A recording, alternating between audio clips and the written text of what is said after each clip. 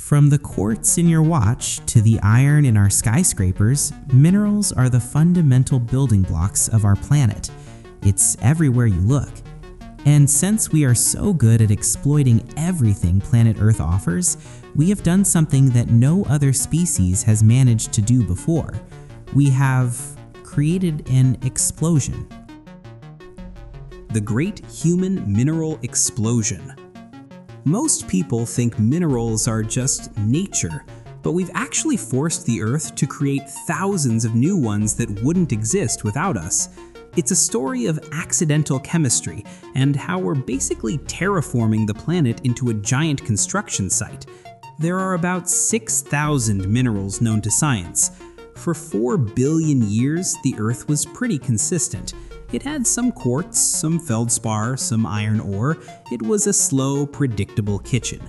Volcanoes would cook something up, tectonic plates would mash it together, and maybe every few 100 million years a new recipe would appear because some oxygen got into the mix. Then, humans showed up. In the last 200 years, a blink in geological time, we have triggered a mineral explosion that hasn't happened since the Great Oxidation Event billions of years ago. We aren't just mining stuff, we are inadvertently birthing entirely new substances. Take abhorite. It's a mineral made of tin, oxygen, and hydrogen.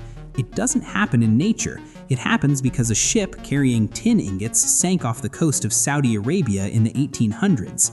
The seawater spent a century digesting the ship, and now we have a new mineral. We didn't mean to make it, we just crashed a boat. We have moved more rock and soil than all the rivers on Earth combined. We take elements that were never meant to meet and shove them into a blender. Think about a smartphone. It contains about 70 different elements. In nature, those elements are scattered across different continents. We gather them, refine them, and when it breaks, we throw them into a hole in the ground together.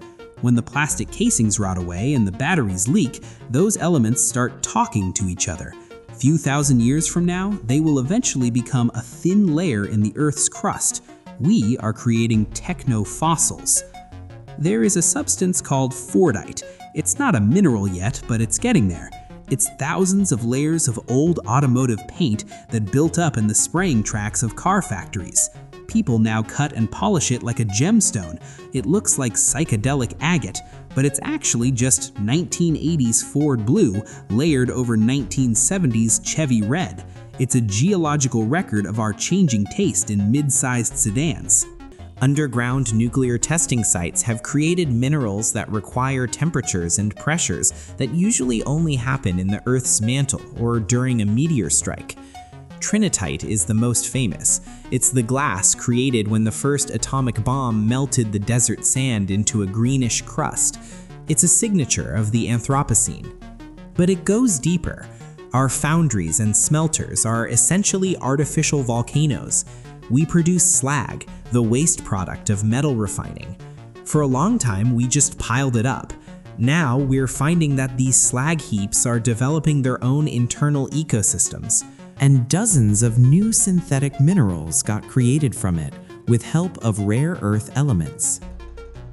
The list doesn't end here. A few years ago, researchers in Hawaii found a new kind of rock.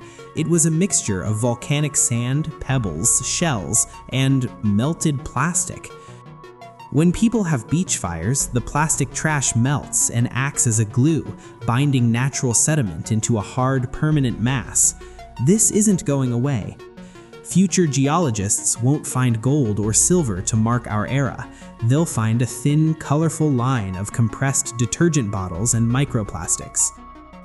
We think of ourselves as the masters of the world, but we are just a very brief, very intense weather event.